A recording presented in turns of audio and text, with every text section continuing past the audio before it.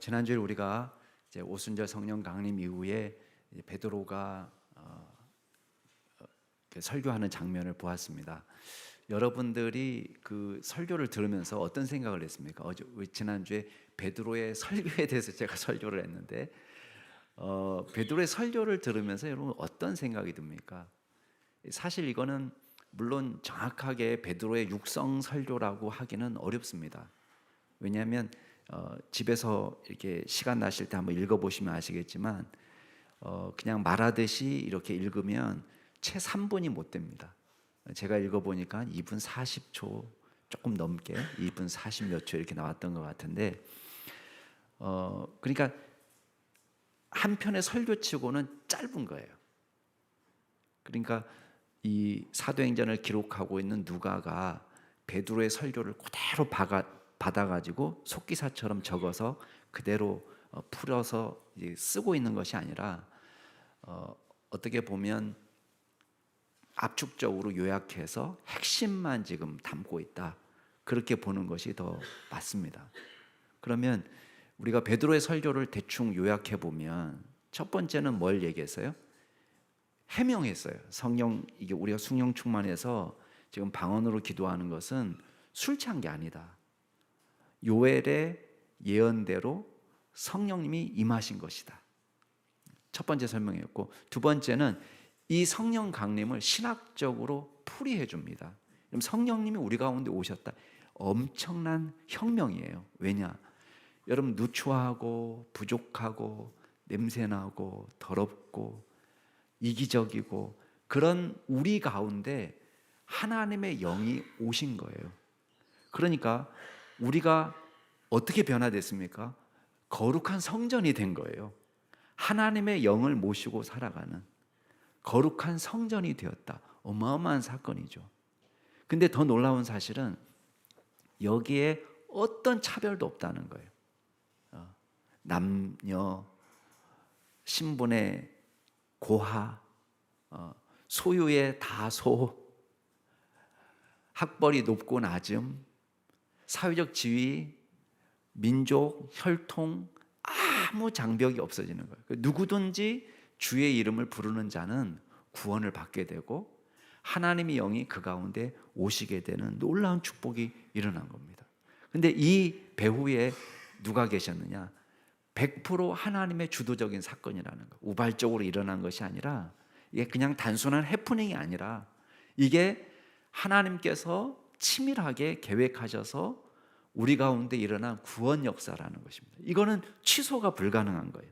그래서 마지막으로 베드로가 결단을 촉구하는 것입니다.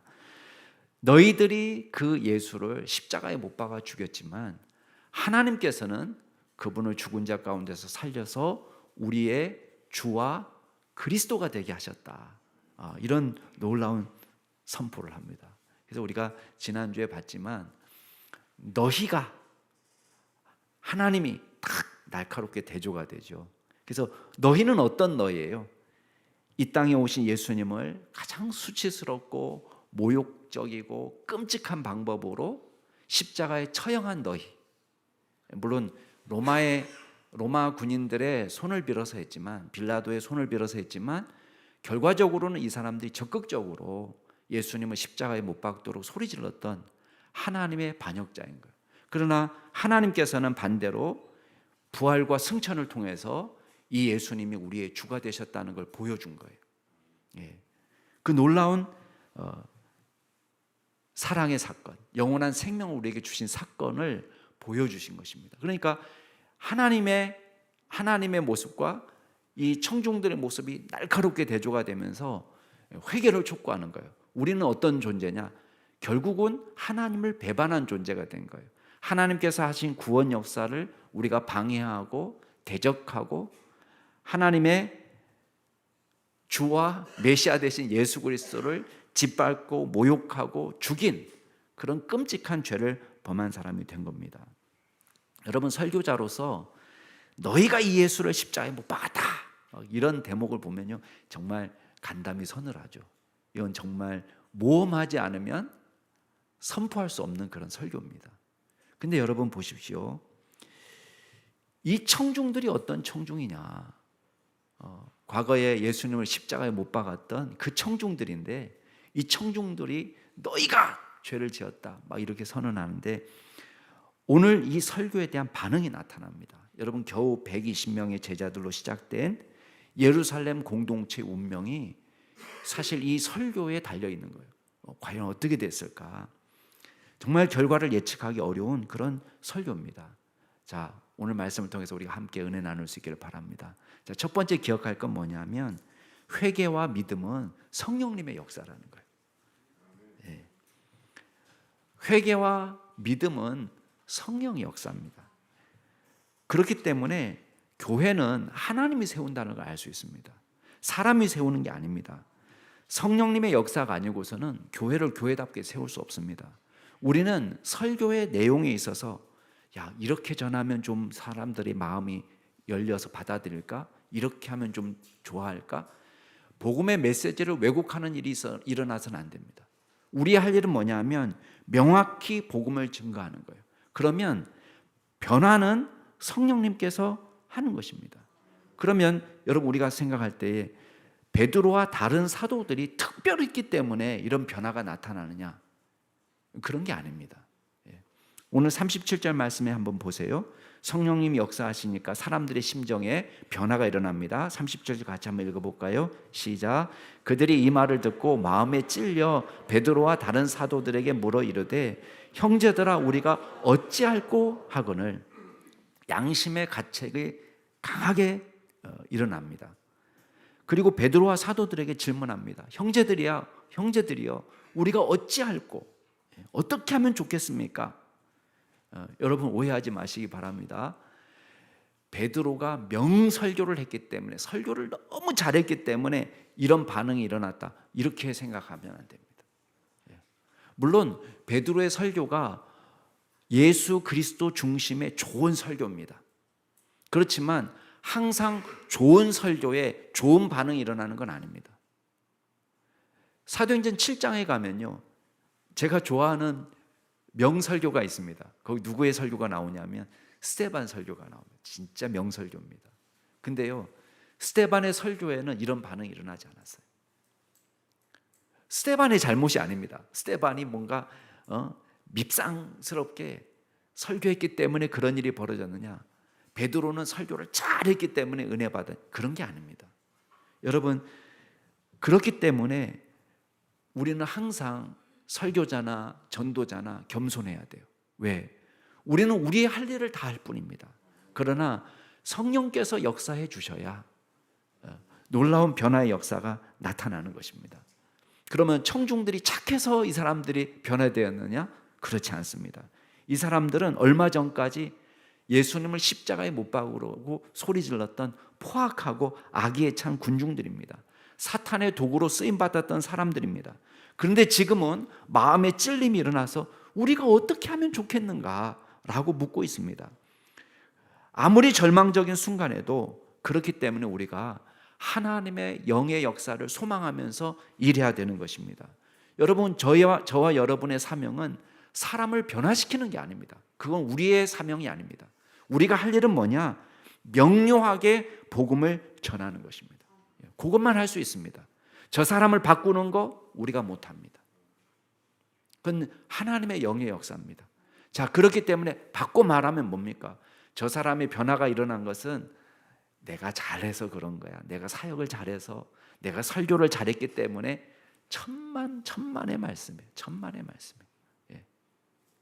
그래서 우리는 겸손할 수밖에 없어요. 왜? 이건 우리가 잘해서 된 결과가 아니라 100% 하나님의 영의 역사가 나타난 거다. 예.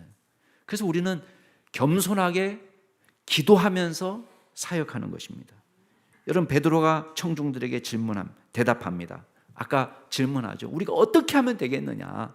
그럴 때 베드로가 대답하는 장면이 38절부터 40절 말씀까지 나옵니다. 같이 한번 읽어볼까요? 자, 시작. 베드로가 이르되 너희가 회개하여 각각 예수 그리스도의 이름으로 세례를 받고 죄사함을 받으라. 그리하면 성령의 선물을 받으리니 이 약속은 너희와 너희 자녀와 모든 먼데 사람 곧 주 우리 하나님이 얼마든지 부르시는 자들에게 하신 것이라 하고 또 여러 말로 확증하며 권하며 이르되 너희가 이 패역한 세대에서 구원을 받으라 하니. 자, 문장이 길지만 명령은 딱 두 가지만 나옵니다. 두 가지만. 이렇게 해라, 이렇게 해라. 두 가지 명령이 나와요. 원문 성경에 보면 우리말로는 조금 어느 게 명령어인지 어느 게 그 평서문인지 우리가 잘 구분하기 어렵지만 원문 성경에는 두 가지 명령이 나옵니다. 첫 번째 명령은 회개하라, 회개하라. 자, 두 번째 명령은 뭐냐? 세례를 받으라. 여기는 죄 사함을 받으라 이렇게 되니까 이게 명령어 같죠. 이거는 사실은 원문 성경에 보면 죄 사함을 받기 위하여 이렇게 돼 있어요. 그러면 명령어는 뭐냐? 세례를 받으라 그 말이에요. 그럼 처음에 회개하라는 뭐예요? 회개하라. 무슨 죄를 회개하라는 겁니까? 이게 단순히 윤리적인 도덕적인 죄를 회개하라. 옛날에 거짓말한 죄, 옛날에 부모 모르게 이렇게 그 속여가지고 돈 부모님 지갑에 손댄 죄, 뭐 이런 거 참고서 살 돈을 부풀려 가지고 이제 뜯어낸 죄, 이런 걸 말하는 게 아니에요. 이런 윤리적인 죄를 말하는 게 아니라 여기서 회개하라는 죄는 우리가 예수 그리스도를 주로 그리스도로 알아보지 못하고 반역했던 죄에서 돌이키라는 것입니다. 이게 근본적인 죄예요. 예수님을 이 땅에 보내신 하나님을 반역한 죄, 하나님의 말씀을 외면하고 자기 마음대로 살았던 죄, 자신의 능력과 힘으로 지금의 성과를 이룬 것처럼 교만했던 죄, 믿음이 없이 불평하고 원망하고 하나님의 도움을 구하지 못하고 살았던 죄, 믿음이 없기 때문에 세상 염려와 근심 속에서 마치 하나님이 계시지 않은 사람처럼 살았던 죄, 하나님과 상관없이 세상의 재미를 쫓아서 살았던 죄, 내 인생의 주인을 나라고 착각하면서 살았던 죄, 그 죄를 회개하라는 거예요. 이거 방향전환이에요. 그 주인을 바꾸는 거예요. 단순한 윤리 도덕적인 죄를 말하는 것이 아닙니다. 두 번째는 예수의 이름으로 세례를 받으라는 것입니다. 이것도 뭘 얘기하냐면 믿음을 전제로 합니다. 믿음. 예수님에 대해서 예수님을 믿으라 그 말이에요. 다른 말로 이야기하면 여러분, 원래 세례는 어떻게 받는 겁니까? 예수님께서 우리에게 명령하실 때 세례를 어떻게 주라는 거예요? 아버지와 아들과 성령의 이름으로 세례를 주라는 거예요. 그러면 여기서는 예수 이름으로 세례를 받아라 이렇게 하니까 지금 제자들이 잘못 가르치고 있느냐? 그걸 말하는 게 아닙니다. 여기서 왜 예수 이름으로가 강조가 되고 있냐면 유대인들과 이 크리스찬들과 적어도 공유하는 건 있어요. 공유하고 있는 건 뭐예요? 성부 하나님에 대한 신앙, 또 하나님의 영에 대한 신앙도 있습니다. 근데 지금 유대교와 기독교를 가장 날카롭게 대조시키는 신앙은 뭐예요? 예수님을 누구로 믿느냐? 예수님을 누구로. 그러니까 예수 이름으로 세례를 받으라 그 말은 예수를 믿으라라는 말의 다른 표현입니다. 예수님을 누구로 믿느냐? 예수님이 우리의 주요. 여기서 주라는 말은요, 여호와께 붙이던 이름이에요. 여호와. 예수님을 여호와로, 여호와 하나님, 예수님을 우리의 그리스도로, 메시아로 믿으라는 거예요. 내가 단지 살아온 인생을 돌아보면서 감정적으로 후회하는 것은 이건 진짜 회개가 아닙니다. 진짜 회개는 뭐냐? 방향을 바꾸는 거예요. 주권을 예수님께 드리는 것입니다. 삶의 목표와 방향을 바꾸는 것입니다. 여러분, 구원이 여기에서 시작이 되는 것입니다. 회개하고 예수 믿을 때 죄사함 받고 성령의 선물을 받게 되는 것입니다. 하나님을 떠난 인간은 어떻게 삽니까? 완고하고 고집이 셉니다. 제멋대로 살면서 그걸 죄인 줄 알지 못합니다. 내 능력으로 현재의 지위에 이르렀다고 착각합니다. 자신의 쌓아놓은 것을 자신의 것이라고 착각합니다. 예수를 믿는다는 것을 하나의 문화생활 정도로 생각합니다. 영화 티켓 사듯이 헌금함에 티켓값 넣고 설교 한 편 듣고 나오는 것으로 착각할 때가 많습니다. 여러분, 그게 아닙니다. 참된 신앙은 어디에서 시작이 되느냐? 회개에서 시작이 되는 것입니다. 베드로가 이 사람들이 청중이 누구냐? 하나님을 대적해서 너희가 예수를 십자가에 못 박았다. 여러분, 이 메시지가 청중들의 가슴을 후벼 파는 것입니다. 거룩하신 하나님을 반역했다는 죄책감과 두려움이 몰려왔습니다. 야, 우리는 그냥 무리 속에 섞여서 십자가에 못 박으소서 소리 질렀는데 그것이 거룩하신 하나님을 대적하는 것인 줄 몰랐어요. 근데 너희들이 예수를 십자가에 못 박아 죽였다라고 말하니까요, 가슴을 후벼 파는 죄책감이 몰려온 것입니다. 자기가 얼마나 큰 죄인인지, 나에게는 지옥의 형벌 외에는 달리 길이 없다라는 것을 깨닫는 것입니다. 여기에서 믿음이 시작되는 것입니다. 여러분, 오늘날 우리들의 문제가 뭐 같습니까? 오늘 우리의 문제는 절망 없이 기독교를 하나의 문화로 받아들이는 거예요. 내가 유일한 살 길이라고 생각하지 않습니다. 왜 그렇습니까? 내가 하나님을 반역했다는 철저한 죄책감에서 시작이 되지 못해요. 나는 구원의 길에 있어서 완전히 외인이고 나는 지옥의 형벌밖에 없다는 철저한 절망이 없습니다. 그러니까 진정한 회개도 불가능합니다. 여러분, 우리가 예수 믿을 때에 정말 내가 죄인이구나 가슴을 치면서 통곡하면서 주님 앞에 나왔던 경험이 없단 말이에요. 진짜 회개가 없으면 그러면 어떻게 됩니까? 구원에 대한 감격도 없는 거예요. 감사도 안 되는 거예요. 구원에 대한 감사가 없으니 헌신도 나타나지 못합니다. 여러분, 고마움을 모르는데 무슨 헌신이 나타나겠습니까? 내가 구원받은 것이 하나님의 은혜요, 내 안에서 비롯된 것이 아니라는 것을 철저하게 깨닫지 못하니까 헌신도 아까운 거예요. 헌신이 일어나지 않습니다. 죄를 모르는데 의와 거룩함은 어떻게 알겠습니까? 지옥의 형벌에서 건져내신 예수님의 사랑을 모르는데 모든 것을 버려두고 예수님을 쫓는 제자도를 어떻게 이해할 수가 있겠습니까? 먹고 사는데 아무런 불편함이 없고 그럭저럭 현재의 삶에 만족하고 사는 사람에게 너희가 회개하여 각각 예수 그리스도의 이름으로 세례를 받고 죄사함을 받아라, 그리하면 성령을 선물로 받으리라. 여러분, 이 메시지가 어떻게 복음이 될 수가 있겠습니까? 그런데 여러분, 이 청중들은 달랐습니다. 왜 문제가 있습니까? 자기들이 얼마나 큰 죄인지를 깨달은 거예요. 그러니까요, 죄사함을 받고 성령의 선물을 받으라 라는 말씀이 이 사람들에게는 복음이 된 거예요. 야, 정말 나 같은 사람도 구원받을 수 있나? 예수님을 죽이는데 앞장섰던, 소리 질렀던 나 같은 사람도 구원받을 수 있나? 오늘 말씀에서는 이 사람들에게도 구원의 길이 열려 있다는 것입니다. 여러분, 이 약속은 너희뿐만 아니라 너희 자녀들과 그리고 모든 먼데 사람 곧 우리 하나님이 얼마든지 부르시는 자들에게 하신 것이라. 여러분, 이게 복음이 된 겁니다.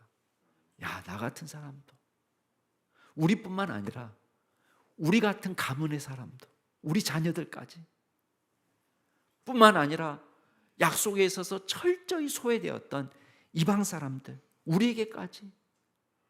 베드로가 말합니다. 너희가 이 패역한 세대에서 구원을 받으라.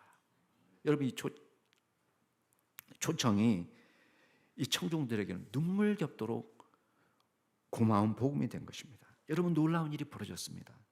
그 자리에서 사람들이 믿고 세례를 받은 것입니다. 여러분, 41절 같이 한번 읽어볼까요? 41절 같이 읽겠습니다. 시작.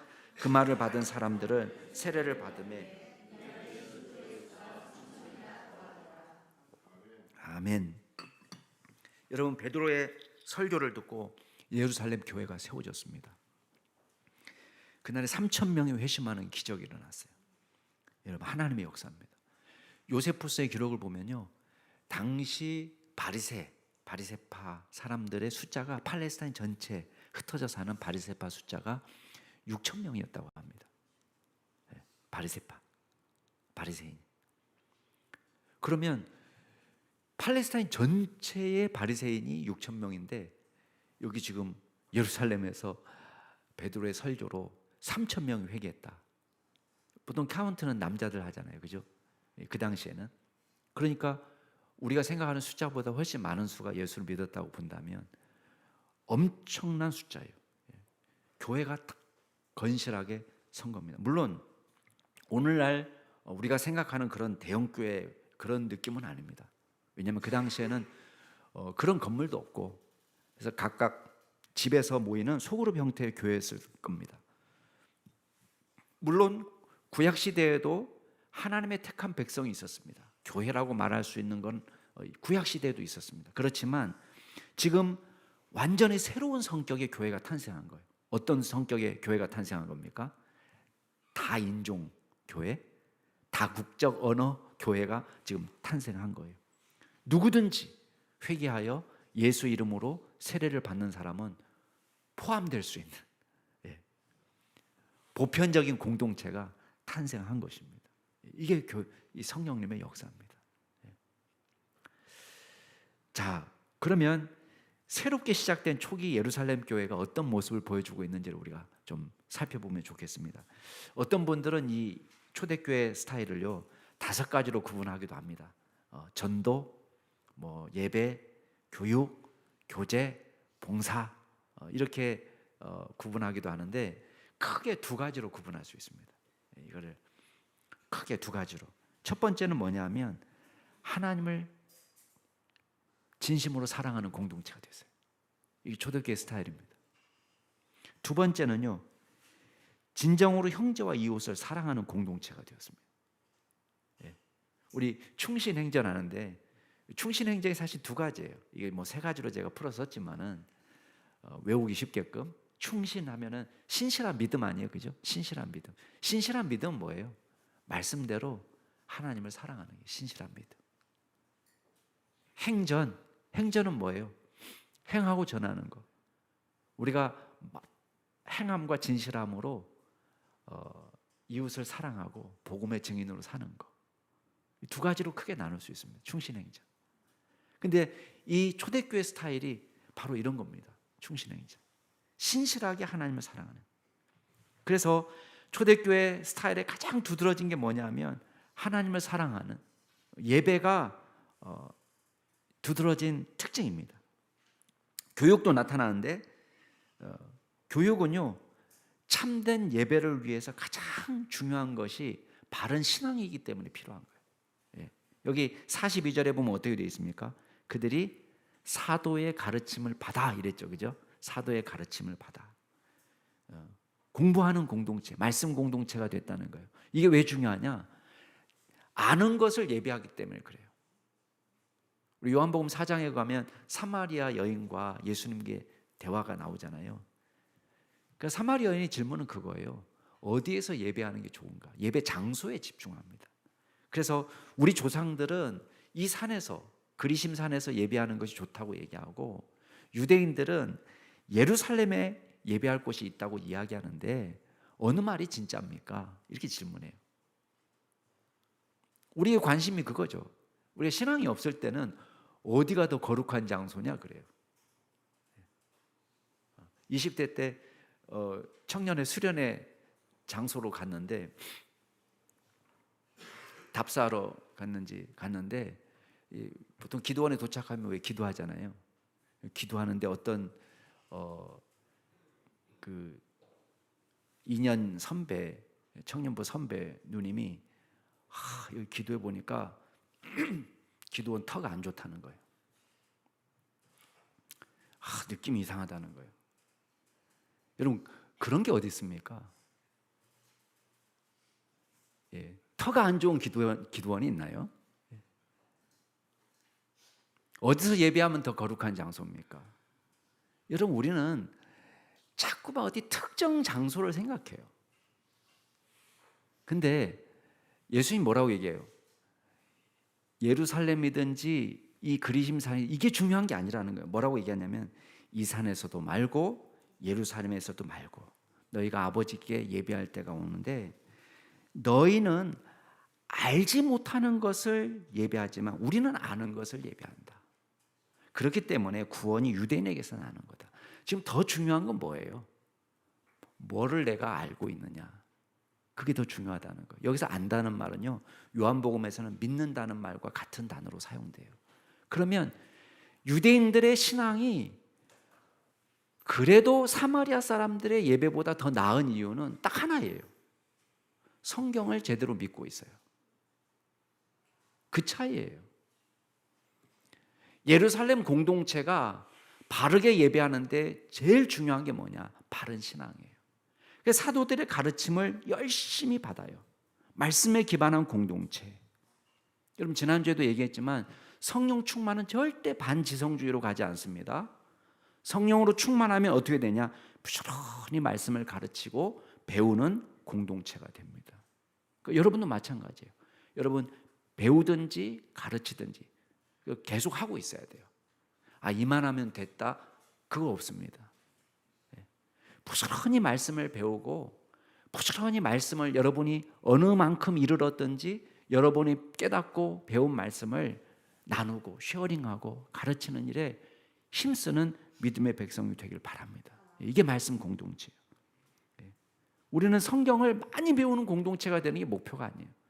우리는 이렇게 배우고 알게 된 하나님을 바르게 예배하고 사랑하는 것입니다. 초대교회 스타일입니다. 여러분 한국 초대교회도요. 여러분 그거 알고 계십니까? 우리 보통 대예배는 몇 시 예배를 대예배라고 얘기합니까? 11시 예배. 이게 한국 교회 보편적으로 대예배하면은 11시 예배를 대예배라고 얘기하는데 옛날 초대교회 가면요. 대예배 전에 뭐 하는지 아세요? 자, 주일학교 예배는 보통 몇 시에 드렸습니까? 9시에 많이 드렸죠. 예. 다 이제 그 역사와 전통을 갖고 계신 분들이 모여 계시네요. 9시 주일학교 예배를 드리는데 주일학교 예배 끝난 다음에 뭐 하죠? 공과 공부. 반별로 공과 공부하죠. 성인도 공과 공부 있었어요. 아세요? 초대교회. 100년 전 초대교회, 우리 한국 초대교회는 어떻게 했냐? 11시 예배, 대예배 전에 모여서 성경 공부 한판 하는 거예요. 우리는 지금 밥 먹고 다락방 공부하잖아요. 옛날에 예배 드리기 11시 대예배 전에 모여서 성경 공부하는 거예요. 공과 공부. 성인 공과가 있어요. 총회에서 나오는 공과. 그걸 그렇게 했습니다. 이 초대교회 스타일이에요. 그리고 42절, 46절에 보면 떡을 뗀다는 표현이 나옵니다. 이거는 떡 먹었다, 밥 먹었다 그런 뜻으로 보기보다는 1차적으로는 물론 식사 교제도 포함되어 있을 거예요. 그러나 여기에 떡을 뗀다는 표현은 성찬식을 거행한 거예요. 그러니까 예배하기 위해서 모여서 구원의 감격을 다시 기억하고 하나님의 은혜와 사랑을 다시 기억하는 성찬 예식을 하는 거예요. 자, 46절 한번 읽어보세요. 46절, 47절 같이 읽겠습니다. 시작. 날마다 마음을 같이하여 성전에 모이기를 힘쓰고 집에서 떡을 떼며 기쁨과 순전한 마음으로 음식을 먹고 하나님을 찬미하며 또 온 백성에게 칭송을 받으니 주께서 구원받는 사람을 날마다 더하게 하시니라. 여기서 집에서라고 번역된 원문은요, 이 집 저 집 다니며 이렇게 번역해야 맞습니다. 어떤 한 집을 말하는 게 아니라, 그러니까 앞에 성전에서 모이기를 힘쓰고, 성전에 모여서 뭐 했어요? 예배하는 거예요. 아마도 솔로몬 행각에 모여서 예배하며 찬양하고 말씀 듣고, 그 다음에 이 집 저 집 다니면서 소그룹으로 모여서 또 뭐 했어요? 예배 드리는 거예요. 떡을 떼고 주의 만찬 예식을 거행하고 기도하고 찬양하고. 특히 42절에 보면 초대교회 스타일 중에 아주 중요한 스타일 뭐냐? 기도에 힘쓰니라 이렇게 되어 있어요. 기도에 올인한, 기도에 전념한. 왜 기도할 수밖에 없었습니까? 물론 초대교회 환경이 척박하고 어렵기 때문에 기도 없이 살 수 없었다. 물론 그렇게도 볼 수 있습니다. 그러나 기도라는 것은요, 예수님의 생명이 내 안에서 시작된 사람에게 자연스럽게 나타나는 생명의 발로예요. 생명의 발로. 내가 살아있다는 증거입니다. 살아있는 사람은요, 호흡을 하는 것이 자연스러운 거예요. 숨 쉬는 게 자연스러운 거예요. 예. 야, 너 신기하다. 너 숨을 잘 쉬는구나. 너 정말 잘한다. 이렇게 말하는 사람 없어요. 숨 못 쉬는 게 죽는 거죠. 예수 믿는 사람 보고 야, 너 기도 정말 잘한다. 웃긴 표현이에요. 왜냐? 예수 믿는 사람에게는 기도가 예수 생명의 발로예요. 예수 생명이 나타나는 거예요. 그냥 기도에 힘쓰는 공동체. 이게 초대교회 스타일입니다. 자발적으로. 우리는 대한예수교 장로의 헌법에 보면요, 교인의 의무 조항이 있습니다. 제3장 제15조에 교인의 의무가 나오는데 세 가지 의무가 나오는데, 첫 번째는 공동예배 출석이고, 두 번째는 봉헌, 세 번째는 교회 치리에 복종하는 거다. 이게 교인의 3대 의무로 나와 있습니다. 우리 교단 헌법에 보면. 저는요, 읽을 때 좀 이상해요. 교인의 의무냐 이게? 여러분, 이게 교인의 의무입니까? 아니면 특권입니까? 저는 이게 특권처럼 보여요. 교인이니까 예배하는 것이고, 교인이니까 헌신하는 것이고, 내가 믿으니까 하는 것이지, 이게 의무인가? 우리가 구원의 감격을 갖고 하나님을 예배하고 주님의 말씀을 배우고 사모하고 기도하고, 여러분, 우리의 모임 속에 중요한 건 예배 횟수가 아니에요. 모일 때마다 기쁨과 감격으로 주님을 찬양하고 예배하는, 살아있는 예배가 드려지는 그런 예수 생명의 역사가 저와 여러분 가운데 나타나는 그런 은혜가 우리 교회 가운데 있기를 주의 이름으로 축복합니다. 마지막으로 우리 초대교회 스타일이 뭐냐? 진정으로 형제와 이웃을 사랑하는 공동체가 되는 거예요. 여러분, 섬김의 공동체가 되는 거예요. 이게 너무 당연한 거예요. 왜 그러냐? 성삼위 하나님이 우리 가운데 오셨어요. 우리가 성전이 됐잖아요. 그죠? 예수님을 우리 가운데 모시고 성령님을 우리 가운데 모시고 우리가 하나님을 모시는 성전이 되면 어떤 일이 벌어지느냐? 하나님의 성품이 우리 가운데서 나타나는 거예요. 여러분, 요한일서 보면 사랑하지 않는 사람은 하나님을 알지 못하는 사람이다. 왜? 하나님은 사랑이시기 때문에. 사랑이신 하나님이 이 마음 가운데 오시면 우리가 사랑의 모습으로 변화가 됩니다. 사랑은 여기 있으니 우리가 하나님을 사랑한 것이 아니고 하나님이 우리를 먼저 사랑해 주셨다. 그래서 우리 죄를 속하기 위해서 화목제물로 그 아들을 보내셨다. 여러분, 크리스찬이 공유하는 건 뭡니까? 우리 모두가 다 공유하는 것은 하나님의 사랑을 공유해서요. 우리가 전부 다 사랑받은 사람이에요. 예수 그리스도의 은혜로 구원받은 사람이에요. 주님은 독생자 예수를 저와 여러분을 위해서 아낌없이 내어주셨어요. 십자가의 화목제물이 되게 하셨습니다. 예루살렘에서 예수님의 처형에 앞장섰던 사람들을 위해서까지 예수님이 화목제물로 오신 거예요.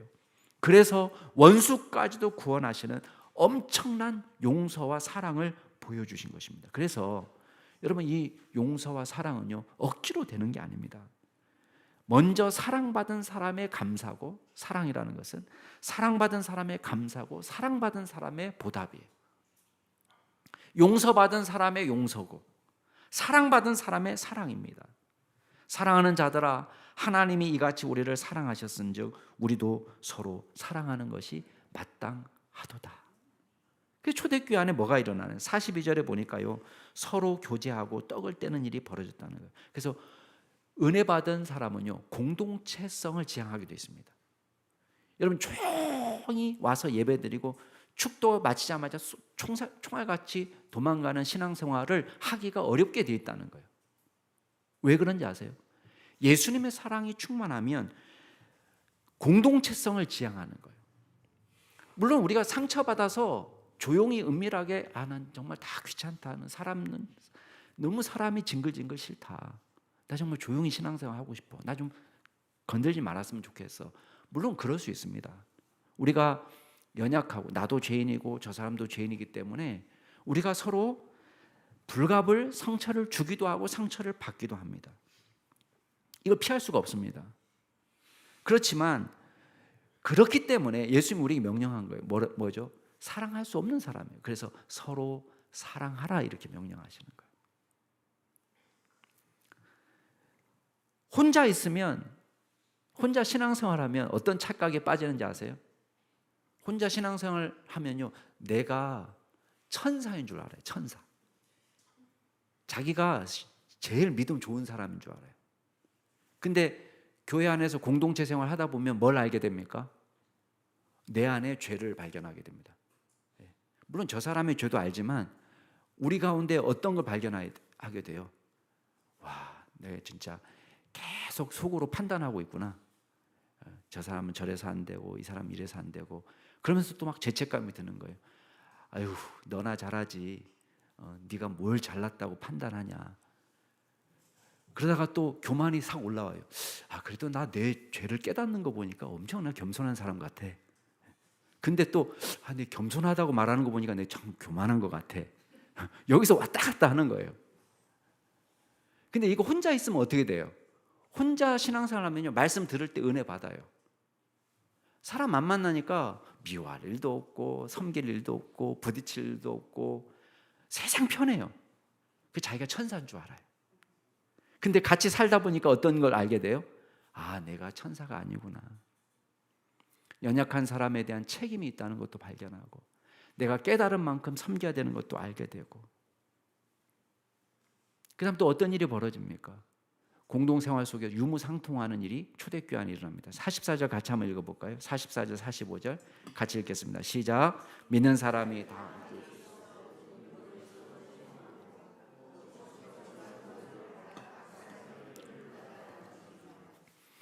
유무상통하는 공동체가 되었습니다. 어떤 분들은 이 말씀 속에서 원시적 공산사회, 또 공산사회주의 원형을 기록하고 있다, 이렇게 이야기합니다만은 조금 오해입니다. 여기 보면 우리 공산사회하고 우리하고 다른 건 뭐예요? 획일적인 평등주의가 아니에요. 사유재산을 법으로 금지하는 건 아닙니다. 여기서 이 헌신이 나타나는 것은 자발적인 헌신이에요. 자발적인 헌신. 모두가 다 그런 것도 아닙니다. 일부가 그렇게 한 것입니다. 기독교 역사 속에서 이런 공동 재산, 전부 다 자기 재산을 바치고 공동 생활을 하는 그런 집단들이 존재했습니다. 대표적으로 이제 모라비안 교도 안에 후터파 형제단, 이 사람들이 그렇게 했습니다. 자기 사유재산을 인정하지 않고 다 바쳐가지고 공동생활하는. 그러나 이 운동의 가장 영향력인 지도자 맨노 시몬스라는 사람도 있는데, 그 사람도 이 예루살렘 교회의 시도가 이게 보편적이고 영구적인 것이 아니라고 이야기했습니다. 그러니까 일시적으로 또 자발적으로 한시적으로 나타났던 거예요. 그래서 46절에 보면 이 사람들이 모여서 떡을 떼고 나눔의 역사를 하는데, 날마다 마음을 같이해서 성전에 모이기를 힘쓰고 집에서, 여기서 집에서라는 건 뭐겠어요?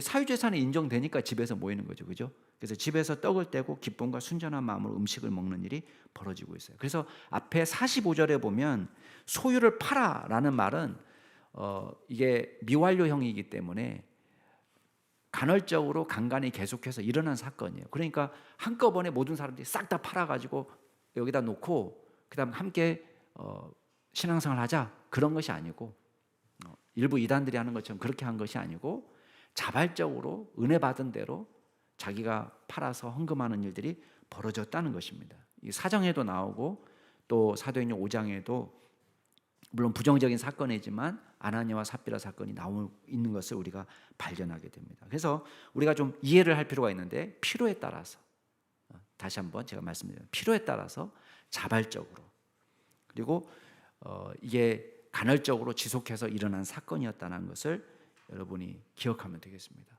그래서 은혜 받으면 이런 일이 벌어집니다. 그래서 저도 20대 대부분의 시간을 공동생활로 보냈습니다. 서울로 올라와 가지고 공부할 때 처음에는 감리교 재단에서 운영하는 학사에 있었습니다. 결혼하기 직전까지 10년 동안 꼭 룸메이트가 있었습니다. 누군가하고 꼭 같이 썼습니다. 어떤 때는 학사에도 있었고, 또 어떤 때는 어떤 집사님이 운영하는 어린이집 방에 잠깐 들어가 가지고 밤에 잠만 자고 나오는 식의 공동생활도 했었고, 또 신학대학원에 입학해서는 모 교회에서 운영하는 장학관에서 또 공동생활을 하기도 하고, 또 학교 기숙사에도 있고, 그래서 누군가와 늘 같이 방을 썼습니다. 근데 놀라운 건 뭐냐면, 은혜 받으니까요, 진짜 이 유무상통하는 일이 벌어지는 거예요. 기독교 형제들과 같이 살다 보니까 어떤 때는요, 장학관이 학기 중에는 식당을 운영하는데 방학 중에는 식당 문을 닫아버려요. 그럼 어떻게 되겠어요? 밥 먹을 데가 없으니까 이제 진짜 유무상통하는 일이 벌어지는 거예요. 물론 어떤 사람은 절대 자기가 가진 거 내놓지 않아요. 먹어도 숨어서 방에서 몰래 숨어서 먹고 그런 일도 물론 있습니다. 그렇지만 은혜 받은 사람들이 어떻게 했냐면 자기가 자발적으로 쌀도 사다 놓고요, 반찬도 사다 놓는 거예요. 밥 했는데 혼자 먹지 않고 다 부르는 거예요. 자기 돈을 내놓는 거예요. 규칙이 있는 게 아니야. 우리 얼마씩 내놓고 얼마씩 해서 밥 사 먹자 이렇게 안 하고 자연스럽게 한 달이든 두 달이든 이게 진행이 되는 거예요. 누가 설거지할 거냐, 누가 청소할 거냐, 은혜 받으니까요, 이 규칙이 없어요. 규칙이 없는데 하나도 불편하지 않아요. 왜? 서로 하려고 하니까, 서로 섬기니까. 굶는 사람이 없었어요. 내 돈이 없어도, 돈 떨어져도 누군가가 희생하고 헌신하면서 함께 공유하는 것입니다. 하루는 어떤 사람이 등록을 못했어요. 대학 등록금이 없어가지고. 기도회 시간에 우리가 등록 못한 형제가 있다고, 여러분이 십시일반 우리가 헌금해서 우리 등록시키자고 그 뒤에 모금함을 갖다 놨는데요, 등록시켰습니다. 서로 힘을 합쳐서, 다 어려운 학생들이에요. 다 어려운 학생들이지만 자연스럽게 자발적으로 은혜 받으니까 서로 다투지 않고 사랑하는 공동체를 만들어서 세워나가는 거예요. 세상은 교회를 통해서 이걸 보고 싶어 하는 것입니다. 일반 세상 법칙으로 이해할 수 없는 신앙 공동체, 사랑 공동체, 예배 공동체. 여러분 43절 같이 한번 볼까요? 43절 같이 읽겠습니다. 시작. 사단마다 두려워하는데 사도들로 말미암아 기사와 표적이 많이 나타나니. 사도들을 통해 나타난 기사를 보면서, 이 믿음의 공동체를 보면서 두려워하는 거예요. 사람들이 하나님을 경외하는 마음이 듭니다. 47절 같이 한번 읽어볼게요. 시작. 하나님을 찬미하며 또 온 백성에게 칭송을 받으니 주께서 구원받는 사람을 날마다 더하게 하시니라. 여러분, 온 백성들이 칭송하는 공동체가 됐습니다. 영적으로 온전히 변화된 모습이 나타나니까요, 자연스럽게 이 생명의 공동체, 복음의 역사가 나타나게 된 것입니다. 세상에 관심을 받는 공동체를 넘어서서 생명의 역사가 실제 나타나는 공동체가 된 겁니다. 우리끼리 배우고 교제하고 예배하는 일에 몰두하느라고 전도하는 일에 소홀한 것이 아닙니다. 오히려 성령 공동체는 진짜 선교 공동체가 될 수 있어요. 당연하지 않겠습니까? 예수 믿고 천국의 삶을 누리게 되니까요, 우리 안에 있는 생명, 예수님을 증거하게 되는 것입니다. 그러므로 전도라는 것은요, 이벤트로 되는 게 아닙니다. 날마다 행해지는 것이고 성도의 삶이 된 것입니다. 사랑하는 우리 남양주 충신교회 성도 여러분, 남양주 충신교회가 초대교회 역동적인 스타일을 닮아갈 수 있기를 소원합시다. 성령님의 역사로 온전한 가르침이 있고 진정한 사랑의 공동체가 될 수 있습니다. 성령이 역사하면 진심으로 형제자매의 어려움을 내 일로 알고 도울 수 있는 공동체가 됩니다. 성령님이 우리로 하여금 진리를 깨닫게 하고 진심으로 성삼위 하나님을 예배하게 하십니다. 뜨거운 찬양과 기도가 모일 때마다 나타나는 기적의 역사가 이루어지게 하시는 것입니다. 그리고 우리를 통해 진정으로 전도하는 공동체가 되게 하실 것입니다. 그리하여 날마다 복음으로 새롭게 변화되는 사람들이 나오고 구원받는 사람들이 많아지는 기적의 역사가 나타날 줄 믿습니다. 이제 같이 한번 기도하겠습니다.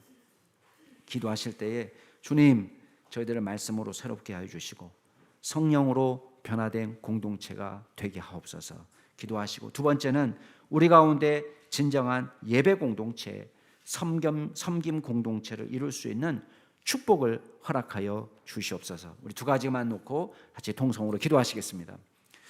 존귀하신 하나님 아버지, 주님께서 저희들을 붙들어 주시고 인도하여 주시는 은혜 감사드립니다. 주님, 저희들을 말씀으로 새롭게 하여 주옵소서. 성령으로 변화된 공동체가 되게 하여 주옵소서.